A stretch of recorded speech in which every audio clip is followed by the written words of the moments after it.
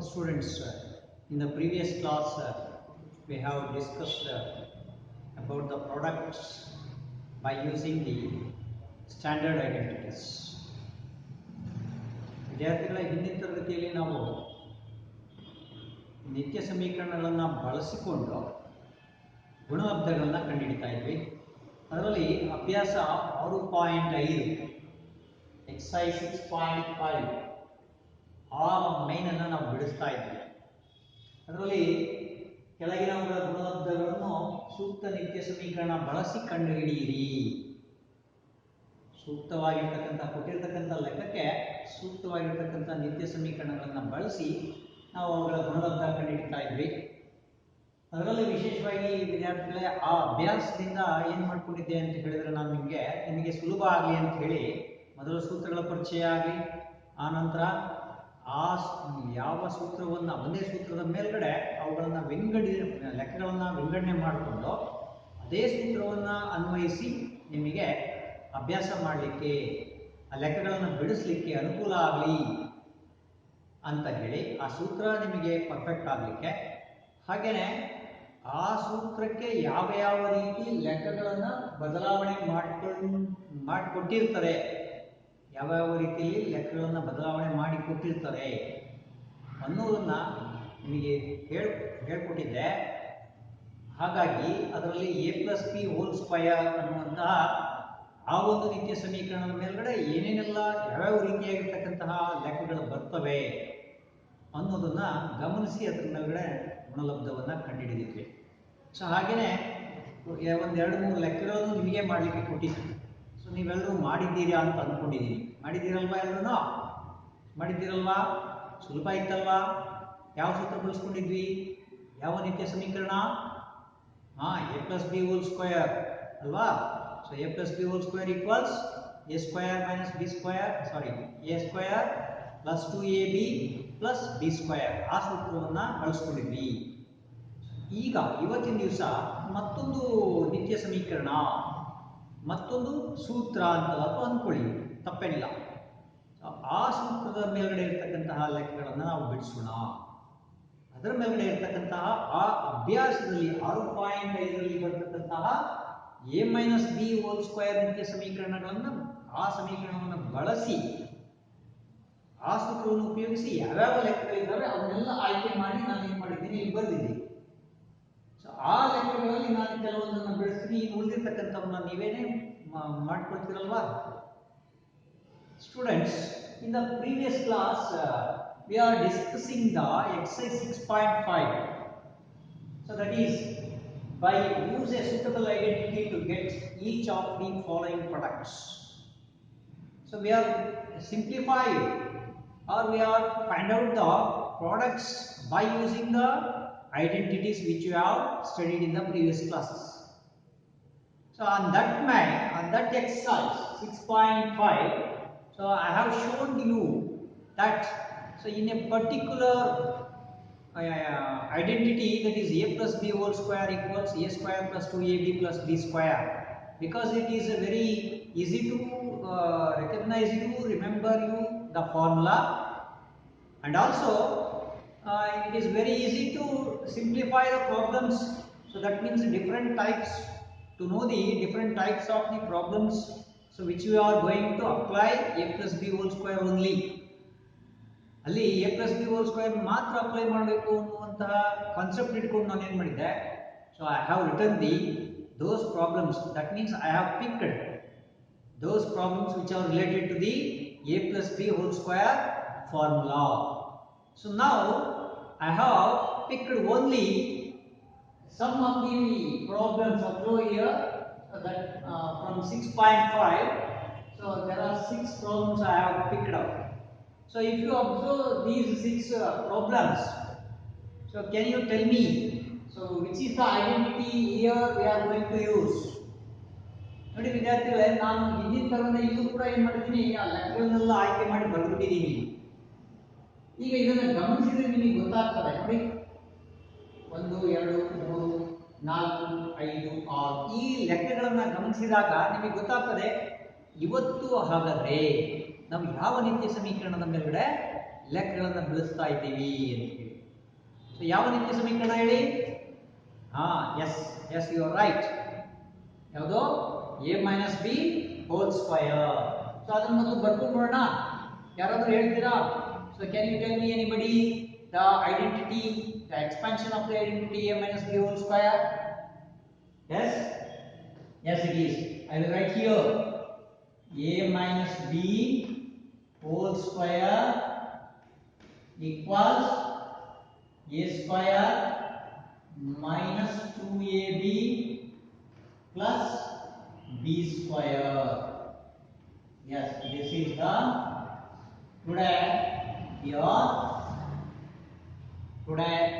we are simplifying, or we are finding the products by using the identity a minus b whole square equals a square minus b square, a square minus 2ab plus b square. ವಿದ್ಯಾರ್ಥಿಗಳೇ, ಇವತ್ತು ನಾವು a minus b whole square equals a square minus 2ab plus b square ಈ ಸೂತ್ರವನ್ನ ಬಳಸಿಕೊಂಡು ಲೆಕ್ಕಗಳನ್ನ ಬಿಡಿಸೋಣ.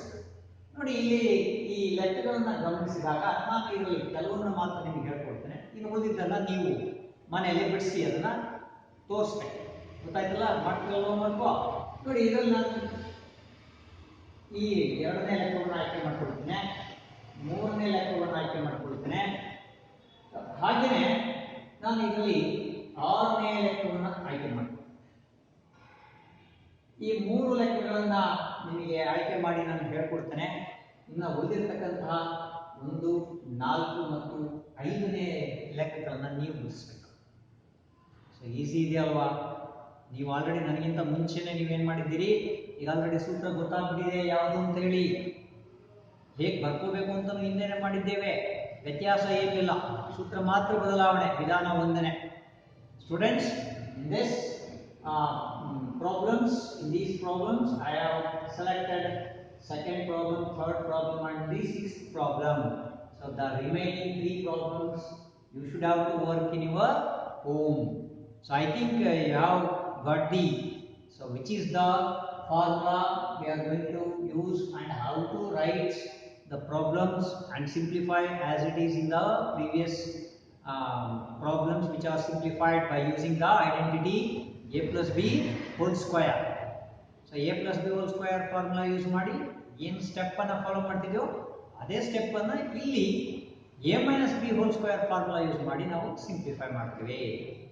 So ಹಾಗಾದ್ರೆ problems ನೋಡೋಣ. Now we shall see the problems. I will take up the second problem. Second problem is 3a minus r into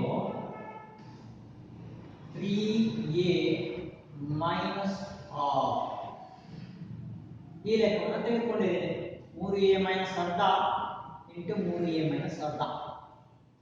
ಇದನ್ನ x into x ರೂಪದಲ್ಲಿದ್ರೆ ಅಥವಾ a into a ರೂಪದಲ್ಲಿದ್ರೆ ಅದನ್ನು a square ಅಂತ ಬರೀತೀವಿ, ಘಾತಾಂಕಗಳ ನಿಯಮದ ಆಧಾರದ ಮೇಲೆ.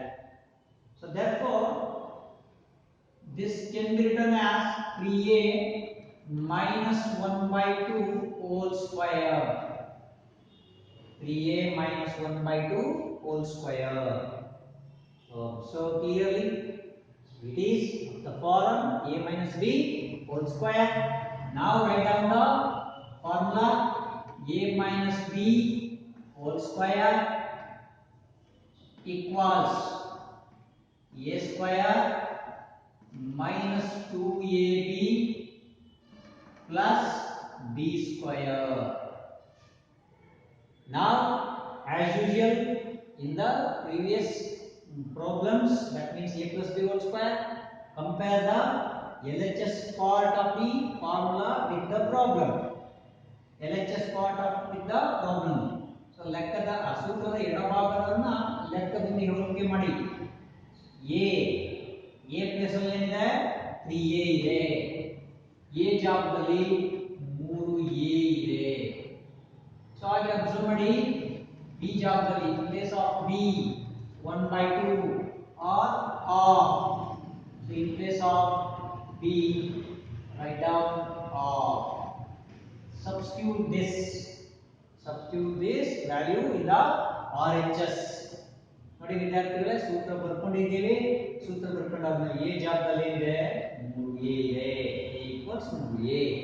b ಜಾಗದಲ್ಲಿ ಇದೆ ಅರ್ಧ ಅಥವಾ ಎರಡನೇ ಒಂದು ಬರ್ಕೊಂಡಿದ್ದೀನಿ. ಸುಲಭ. ಈಗ ಮುಂದಿನ ಹಂತ ಏನು? ಸೂತ್ರದ ಬಲಭಾಗದಲ್ಲಿ ಎಲ್ಲೆಲ್ಲಿ a ಬರ್ತದೋ ಅಲ್ಲೆಲ್ಲ 3a ಬರೀಬೇಕು, ಎಲ್ಲೆಲ್ಲಿ b ಬರ್ತದೋ ಅಲ್ಲೆಲ್ಲ ಅರ್ಧ ಬರೀಬೇಕು. ಆ ನಂತರ ಅದನ್ನ ಸುಲಭ ರೂಪಕ್ಕೆ ತರುವುದು. So now we will write down. So a square means 3a whole square.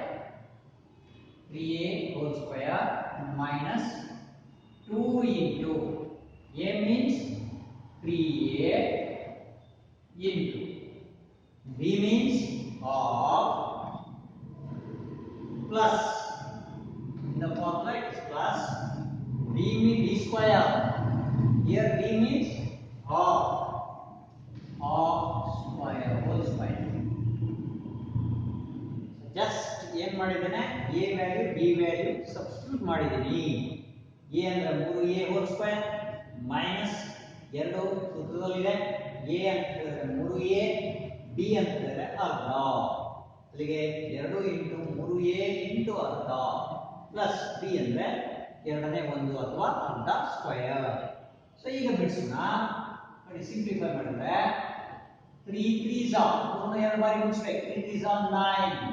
So a ನ 2 ಟೈಮ್ಸ್ ಮಲ್ಟಿಪ್ಲೈ ಮಾಡಬೇಕು, ಎರಡು ಬಾರಿ ಗುಣಿಸಬೇಕು. a into a, yes, this a square minus, observe ಮಾಡಿ ಇಲ್ಲಿ 2 1s ಕ್ಯಾನ್ಸಲ್ ಆಗ್ತದೆ, 2 1s 2 ಕ್ಯಾನ್ಸಲ್ ಆದರೆ ಇದನ್ನು ಗುಣಾಕಾರ ಮಾಡಿದ್ರೆ 1 3 3 3. So 1 3s are 3, 3 1s are 3 into a is 3a plus, now so 1 by 2 whole square.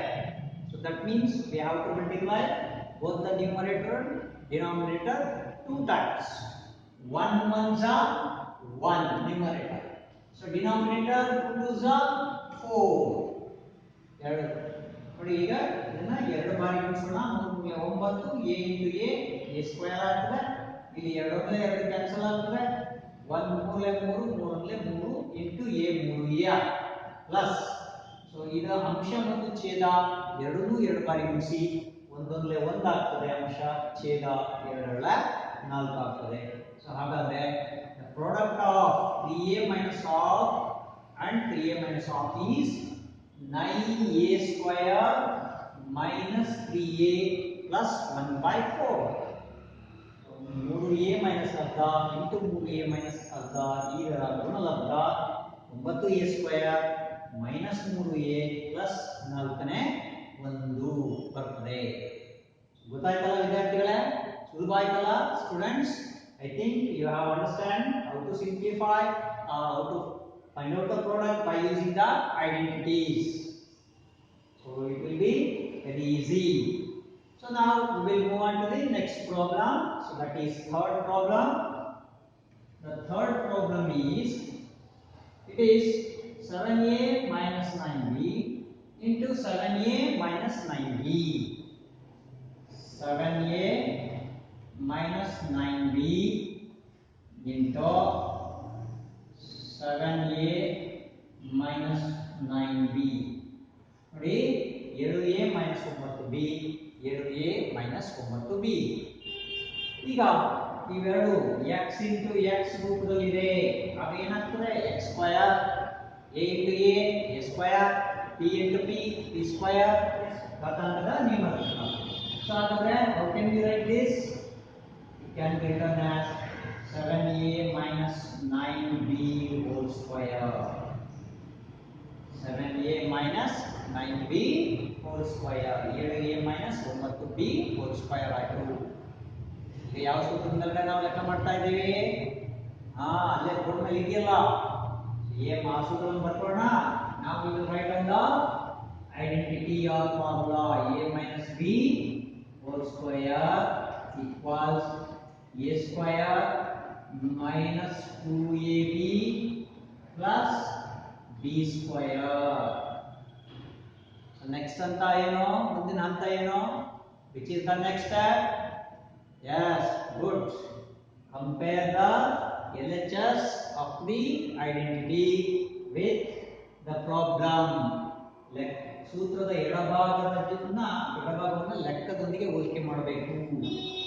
A ಅಂತಂದ್ರೆ 7a, a equals 7a. b means 9b. b ಅಂದ್ರೇನು? 9b. 9b. ಇಷ್ಟೇ ಸುಲಭ ಇದೆ. So it is very easy. a value b value ಬರ್ಕೊಡೋದು, ಅದನ್ನ substitute ಮಾಡಿ right hand side ಅಲ್ಲಿ simplify ಮಾಡಿ. ಈಗ ಸಬ್ಸ್ಟಿಟ್ಯೂಟ್ ಮಾಡೋಣ. ನಾ a square means a means 7a. 7a whole square minus 2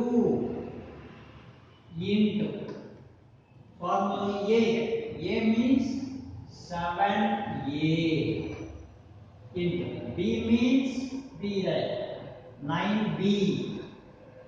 9b plus b square means 9b whole square. 9b whole square.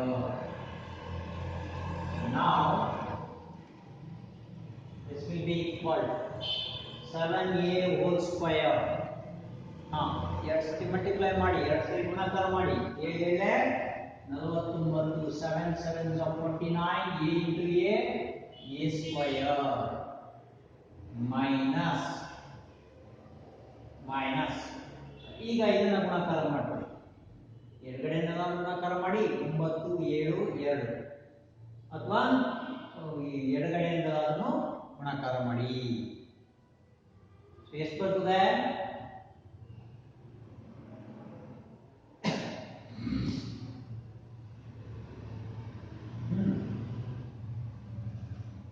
Yes.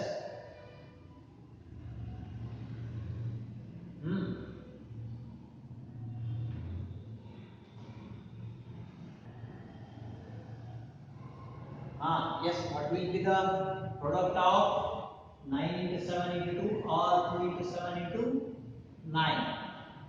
So 2 7s are 14. 14 9s are it is 126. So 2 7 14 ಮೊದಲೇ ಅದಕ್ಕೂ ಮೊದಲೇ ಎಷ್ಟು ಬರ್ತದೆ? Yes 126. 126 a into b ab. 126 ab plus ನೋಡಿ ಈಗ 9b. 9 ಎರಡು ಬಾರಿ ಗುಣಿಸಿ 9 ಮೊದಲೇ 81 b into b b square. So 9b square means 9 9s are 81. b into b is b square. Okay, so this is the product of 7a minus 9b and 7a minus 9b. So ವಿದ್ಯಾರ್ಥಿಗಳೇ, ಇಲ್ಲಿ ಏನು ಸಿಕ್ಕಿದೆಯಲ್ಲ 49a square minus 126ab plus 81b square ಅನ್ನುವಂಥದ್ದು 7a minus 9b 7a minus 9b ಅನ್ನ ಗುಣಲಬ್ಧ ಮಾಡಿದಾಗ ಸಿಗ್ತಕ್ಕಂತಹ ಗುಣಾಕಾರ ಮಾಡಿದಾಗ ಸಿಗ್ತಕ್ಕಂತಹ ಗುಣಲಬ್ಧ ಆಗಿದೆ. ಸುಲಭ ಇದೆ ಅಲ್ವಾ? ಈಗ ಮುಂದಿನ ಲೆಕ್ಕ ನೋಡೋಣ. ನೋಡಿ ಮುಂದಿನ ಲೆಕ್ಕ ಯಾವುದಿದೆ? ಇದರಲ್ಲಿ ಈ ಲೆಕ್ಕವನ್ನು ಹೇಳ್ಕೊಡ್ತೀನಿ, ನಂತರ ಮುಂದಿನ ಲೆಕ್ಕವನ್ನು ನೀವು ಬಿಡಿಸಬೇಕು.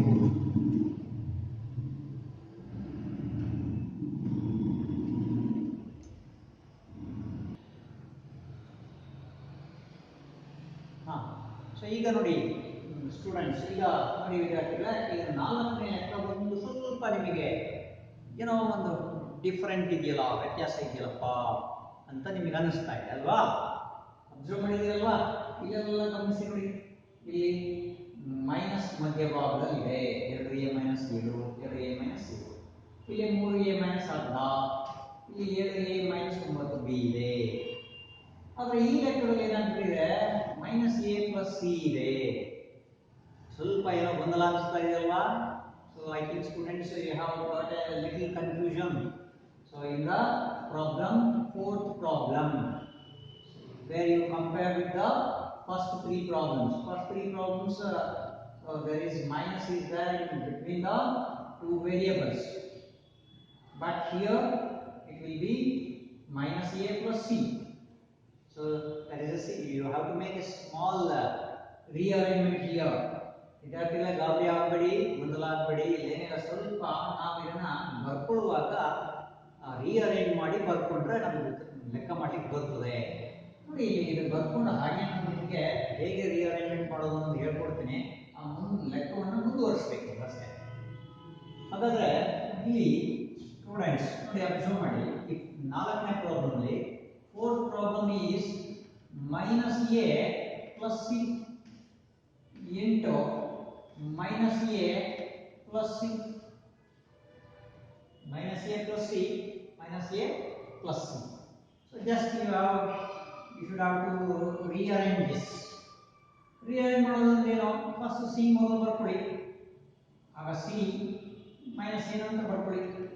Write down c first and write down the minus a after c. So c minus a, similarly this will also c minus a. So therefore this can be written as c minus a whole square. c minus a whole square. So now it is very easy, isn't it students? ನೋಡಿ, ಈಗ ಸ್ವಲ್ಪ ನಾವೇನು ಮಾಡೋಣ, ಅದನ್ನ ಕ್ರಮವನ್ನು ಬದಲಾವಣೆ ಮಾಡೋಣ ಅಷ್ಟೇ, ರೀಅರೇಂಜ್ಮೆಂಟ್ ಮಾಡೋಣ. ಸಿ ಮೊದಲು ಬರ್ಕೊಳ್ಳಿ, ಮೈನಸ್ ಎ ನಂತರ ಬರ್ಕೊಳ್ಳಿ. ಆಗೇನಾಗ್ತದೆ, ಸಿ ಮೈನಸ್ ಎ. ಇಲ್ಲೂ ಕೂಡ ಅಷ್ಟೇ, C minus A, C minus A into C minus A ಏನಾಗ್ತದೆ, C minus A whole square. ಈಗ A minus B whole square ನಿತ್ಯ ಸಮೀಕರಣ ಅನ್ವಯಿಸಿ. ಸೊ ಈಗ ಅದನ್ನು ಬಿಡಿಸ್ತಿರಲ್ವಾ?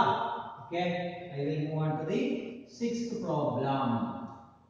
ಸಿಕ್ಸ್ತ್ ಪ್ರಾಬ್ಲಮ್ ನಾನು ಹೋಗ್ತೇನೆ. ಆ ನಂತರ ನೀವು ಯೋಚನೆ ಮಾಡಿ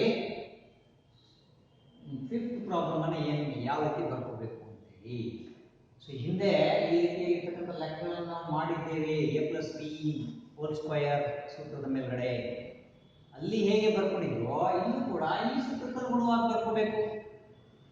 ಇಲ್ಲಿ ಕೂಡ ಈ ಸೂತ್ರಕ್ಕೆ ಅನುಗುಣವಾಗಿ ಬರ್ಕೊಳ್ಬೇಕು. ನಿಮಗೆ ಆಲ್ರೆಡಿ ಈಗ ಐಡಿಯಾ ಬಂದಿದೆ ಅನ್ಸುತ್ತಲ್ವಾ? ಏನಂತ ಬರ್ಕೋಬಹುದು ಹೇಳಿ ಇದನ್ನ? 998 ಸ್ಕ್ವೇರ್ನ ಅದು ಯಾವ ರೂಪಕ್ಕೆ ಇರಬೇಕು? A minus B whole square ರೂಪದಲ್ಲಿ ಬರ್ಕೋಬೇಕು. So 998 whole square, it should be written in the form of a minus b whole square.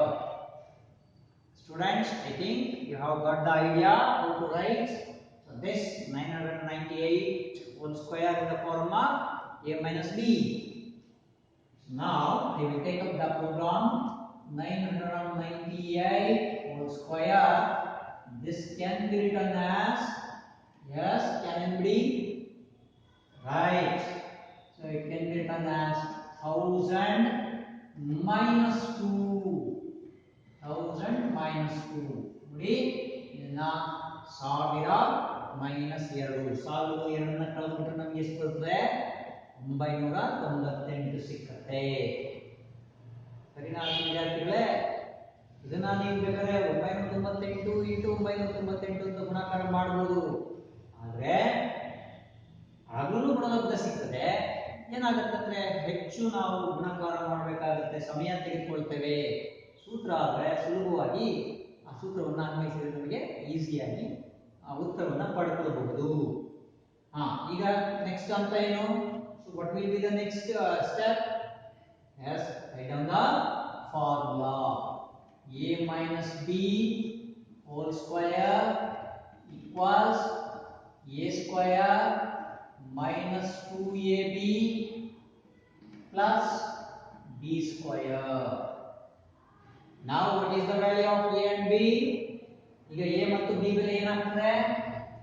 a equals 1000, b ಬೆಲೆ ಏನಾಯ್ತು? 2. the value of A is 1000, value of B is 2. Now substitute in the RHS, it will become 1000 square minus 2 into A means 1000 into B means 2 plus B square means 2 square. ನೋಡಿ ವಿದ್ಯಾರ್ಥಿಗಳು ಏನು ಮಾಡಿದೀವಿ ಈಗ ಎರಡನೇ step. ಮೊದಲನೇ step ಸೂತ್ರ ಬರ್ರಿ, A ಬೆಲೆ ಬಿ ಬೆಲೆ ಬರ್ಕೊಂಡ್ವಿ. ಈಗ ಎ ಬೆಲೆಯನ್ನ ಆಯಾ ಜಾಗದಲ್ಲಿ, ಎ ಬೆಲೆ ಮತ್ತು ಬಿ ಬೆಲೆಯನ್ನ ಆಯಾ ಜಾಗದಲ್ಲಿ ಆದೇಶ ಮಾಡೋದು. ಎ ಅಂದ್ರೆ 1000 ಸ್ಕ್ವೇರ್ ಮೈನಸ್ 2 ಇಂಟು ಎ ಅಂದ್ರೆ 1000, ಬಿ ಅಂತಂದ್ರೆ 2 ಪ್ಲಸ್ ಬಿ ಸ್ಕ್ವೇರ್ ಅಂದ್ರೆ 2 ಸ್ಕ್ವೇರ್. ಈಗ ವಿದ್ಯಾರ್ಥಿಗಳೇ ಈಗ ಇದನ್ನ ಮುಂದುವರಿಸೋಣ. 1000 ಇಂಟು 1000, 100 ಇಂಟು 100 10,000 ಆಗುತ್ತೆ. ಹಾಗೇನೆ 1000 ಇಂಟು 1000 ಎಷ್ಟಾಗ್ತದೆ? ಈಕ್ವಲ್ಸ್ 1000 ಇಂಟು 1000 ಮಲ್ಟಿಪ್ಲೈ ಮಾಡಿದ್ರೆ so 1 followed by 6 zeros. So easy method of multiplication of the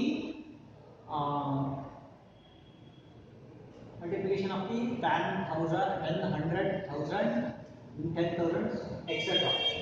So in 10, 100, 1000 ಈ ತರ ಇದ್ದಂತ ಸಂಖ್ಯೆಗಳು ನಾವೇನು ಮಾಡ್ತೀವಿ ಎಷ್ಟು ಸೊನ್ನೆ ಇರ್ತವೋ ಅವನ್ನ ಎರಡು ಪಟ್ಟು ಬರಿತಾ ಹೋಗ್ತೀವಿ. ಈಗ ನೆಕ್ಸ್ಟ್ ನೋಡಿ 1000 into 2 2000, 2000 into 2 4000. ಸೊ ಈಗ ಇದನ್ನ ಮಲ್ಟಿಪ್ಲೈ ಮಾಡಿದ್ರೆ ನೋಡಿ, ಇದನ್ನ 1000 into 1000 ಗುಣಾಕಾರ ಮಾಡಿದ್ರೆ ನಮಗೆ ಏನಾಗುತ್ತೆ? ಇಲ್ಲಿ ಒಂದರ ಮುಂದೆ 3 ಸೊನ್ನೆ ಇದ್ದಾವೆ. ನೆಕ್ಸ್ಟ್ ಪುನಃ ಸೇಮ್ 3 ಸೊನ್ನೆಗಳನ್ನ ಬರೆದ್ರೆ ನಮ್ಮಲ್ಲಿ ಅದರ ಉತ್ತರ ಸಿಕ್ಬಿಡ್ತದೆ ಸುಲಭವಾಗಿ. 10 into 10, 100 into 100, 1000 into 1000 ಈ ರೀತಿಯಾಗಿ ಗುಣಾಕಾರ ಮಾಡುವುದು. ಈಗ ಇದನ್ನು ಗುಣಿಸ್ಕೊಂಡ್ರೆ ನೋಡಿ 2 into 1000 2000, 2000 into 2 4000 ಅಥವಾ 2 4. ಸೊ 4 into 1000 4000 ಪ್ಲಸ್ 2 ಇದನ್ನು ಬರ್ಕೊಂಡು ಫಸ್ಟ್ ಮೈನಸ್ 4000 ಪ್ಲಸ್ 2 4. ಈಗ ಇದನ್ನ ಸುಲಭ ರೂಪಕ್ಕೆ ತಂದ್ವಿ. ನೋಡಿ ಯಾವ ರೀತಿ ಬೇಕಾದ್ರೂ ನಾವು ಇದು ಮಾಡ್ಕೊಳ್ಳಿ. ಫಸ್ಟ್ 10 ಲಕ್ಷಕ್ಕೆ 4ನ್ನ ಕೂಡ್ಕೊಂಡು ನಂತರ ಕಳಿಬಹುದು, ಇಲ್ಲ ಇವೆರಡನ್ನು ಕಳ್ಕೊಂಡು ನಂತರ ಅದನ್ನ ಕೂಡ್ಬೋದು. ನೋಡಿ ಗುರ್ತು ಮಾಡ್ಕೊಂಡ್ರೆ ಏನಾಗ್ತದೆ? ಈಗ ನೋಡಿ ಬಿಡಿ 10 100, 1000 10,000, lakh 10 lakh. So unit 10, so unit 10, 100, 1000, 10,000, lakhs, 10 lakhs, 10 lakhs minus 4,000. So 10 lakhs ಅಲ್ಲಿ 4,000 ಅನ್ನ ಸಬ್ಸ್ಟ್ರಾಕ್ಟ್ ಮಾಡ್ಕೊಳ್ಳಿ. ಸೊ ಏನಾಗ್ತದೆ? 10 ಲಕ್ಷದಲ್ಲಿ 4,000 ಇದು ಮಾಡ್ಕೊಂಡ್ರೆ ಹೇಳಿ ನೋಡಿ ಬರೀತಾ ಇದ್ದೀರಿ, ಸರಿಯಾಗಿ ಸ್ಥಾನಗಳನ್ನ ಕರೆಕ್ಟ್ ಆಗಿ ಬರ್ಕೋಬೇಕು. ಬಿಡಿ 10 100, 1000 10,000, ಲಕ್ಷ 10 ಲಕ್ಷ. ಇದಕ್ಕೆ ಹೇಳಿದ್ರೆ 4,000 1000 ಸ್ಥಾನಕ್ಕೆ ಬರ್ಕೋಬೇಕು. ನೋಡಿ ಮೈನಸ್ ಕಳೀರಿ 0, ಇದು ಕೂಡ 0 ಬರ್ತದೆ, ಇದು ಕೂಡ 0 ಬರ್ತದೆ. ನೋಡಿ ಇಲ್ಲಿ ನೋಡಿ ಇಲ್ಲಿಂದ ನಾವು ದಶಕ ತಗೊಳ್ತೇವೆ. 10 10 4 ಹೋದ್ರೆ 6, ಇಲ್ಲಿ ಎಷ್ಟು ಬೇಕು? 9, ಇಲ್ಲಿ ಎಷ್ಟಾಗ್ತದೆ? 9. ಸೊ ಎಷ್ಟು ಬರ್ತದೆ ಉತ್ತರ? ನೋಡಿ ಹೀಗೆ ಮಾಡ್ಕೋಬೇಕು, ಸ್ವಲ್ಪ ವ್ಯತ್ಯಾಸ ಮಾಡ್ಕೊಂಡು ನಮ್ಮ ಉತ್ತರ ತಪ್ಪು ಬರ್ತದೆ. ಹಾಗಾದ್ರೆ ಇಲ್ಲಿಗೆ ಎಷ್ಟು ಬಂತು ನೋಡಿ? 9,96,000. So if you subtract 4,000 from 10 lakhs, you will get 9,96,000. 9,96,000 plus 4 equals 9,96,004. So ವಿದ್ಯಾರ್ಥಿಗಳೇ ನೋಡಿ ಈಗ 9,96,000ಕ್ಕೆ 4 ಕೂಡಿ ನಮಗೆ ಉತ್ತರ ಏನು ಸಿಗ್ತದೆ? 9,96,004. ಸೊ ಈಗ ಗೊತ್ತಾಯ್ತಲ್ವಾ? ಇನ್ನೊಂದ್ಸರಿ ಚೆನ್ನಾಗಿ ಗಮನಿಸ್ಕೊಳ್ಳಿ. ಏನಾದರೂ ಡೌಟ್ ಇದೆಯಾ? ಇಲ್ಲ ಅಲ್ವಾ? ಹಾಗಾದ್ರೆ ಈ 5ನೇ ಲೆಕ್ಕ, ಇದನ್ನ ಏನಂತ ಬರ್ಕೊಡ್ತೀರಿ? How will you write 99 whole square? Yes.